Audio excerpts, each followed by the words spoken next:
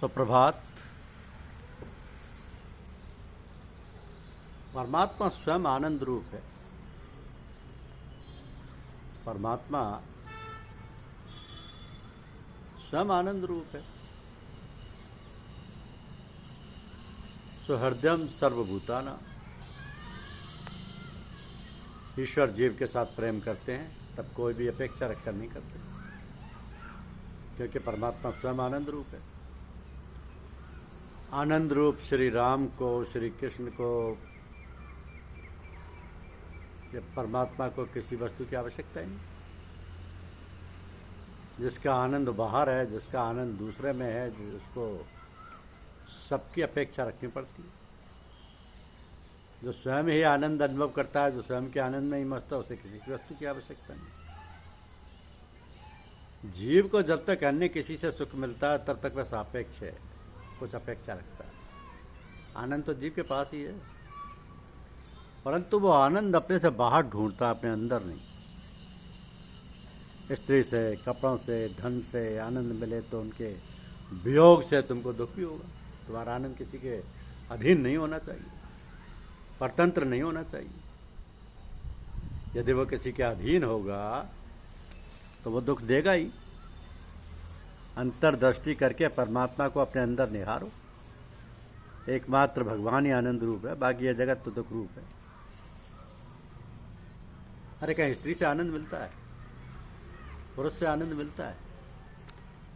संसार के किन्हीं भी विषयों में यदि आनंद होता तो सबको छोड़कर किसी दिन भी सोने की इच्छा होती नहीं। जगत में आनंद नहीं, इसीलिए तो निद्रा में आनंद मिलता है। मनुष्य चारपाई पर पढ़ने के बाद सब कुछ भूल जाता है, उस समय उसे स्वयं का ही आनंद मिलता है। आनंद बाहर नहीं, आनंद रूप श्री राम सबके अंदर विराजे हुए हैं। ईश्वर सर्वभूतानाम हृदय से अर्जुन तिष्ठति। श्री राम प्रेम करते हैं तब कोई भी अपेक्षा रखकर प्रेम नहीं करते। ये वर्षा कौन करता है? वर्षा करने की शक्ति क्या किसी मनुष्य में है? किसी विज्ञान में ऐसी शक्ति है कि वर्षा कर सके? वर्षा तो श्री राम जी करते हैं। गीता में प्रभु ने कहा है कि तपाम्यहम वर्ष निग्रहणाम मितु सृजामी च।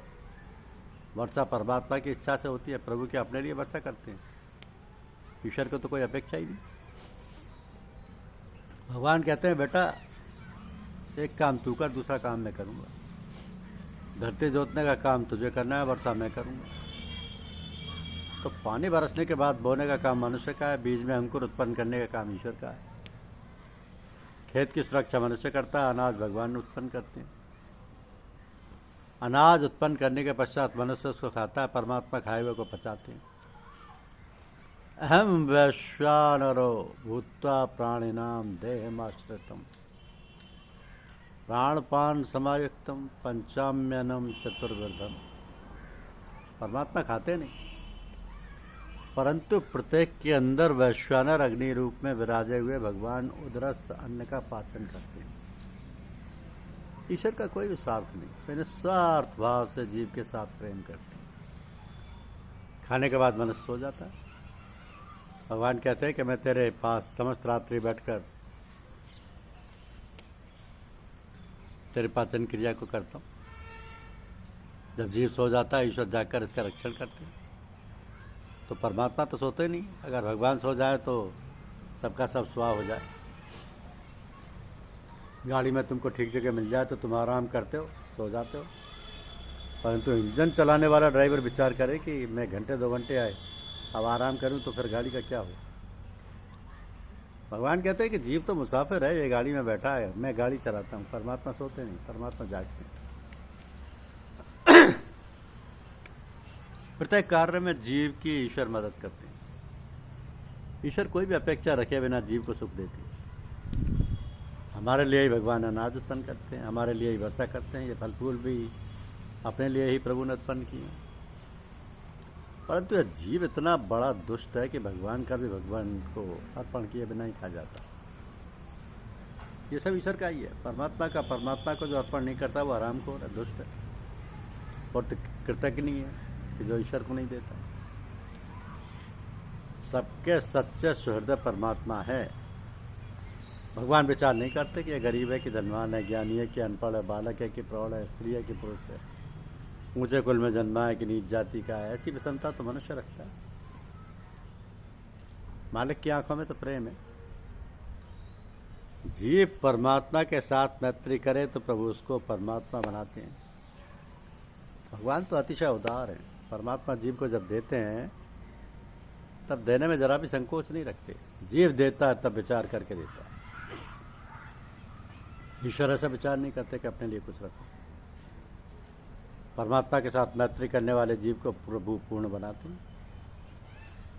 ये जगत अपूर्ण है, जीव अपूर्ण है। जीव परिपूर्ण तब बनता है जब वो ईश्वर के साथ मैत्री करता है। तो जीव दुष्ट है, जीव कृतज्ञ है, ईश्वर के उपकार को ये बारंबार भूल जाता है। जीव जगत के साथ प्रेम करता है, परंतु ये परमात्मा के साथ प्रेम नहीं करता। प्रभु के उपकार का स्मरण भी नहीं करता।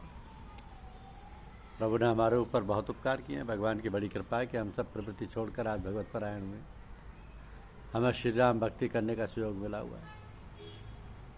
ये श्री राम कृपा का ही फल है। जीव तो ईश्वर को भूल जाता है, ईश्वर से विमुख रहता है, परंतु ईश्वर जीव को प्रत्येक काम में साथ देता है। श्रीमद् भागवत में पुरंजन की कथा आती है।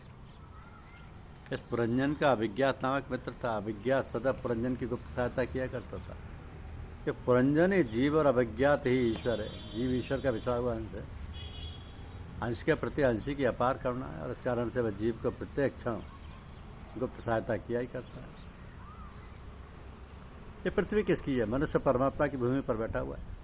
मनुष्य प्रभु की पृथ्वी के ऊपर चलता है। मनुष्य परमात्मा के दिए और जल का पान करता है। परमात्मा के उपकारों का स्मरण करो।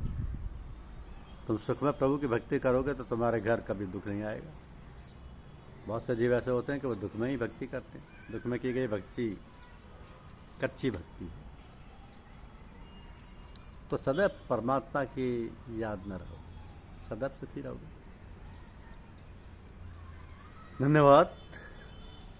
यूट्यूब चैनल को लाइक और सब्सक्राइब अवश्य कीजिए। शुक्रिया।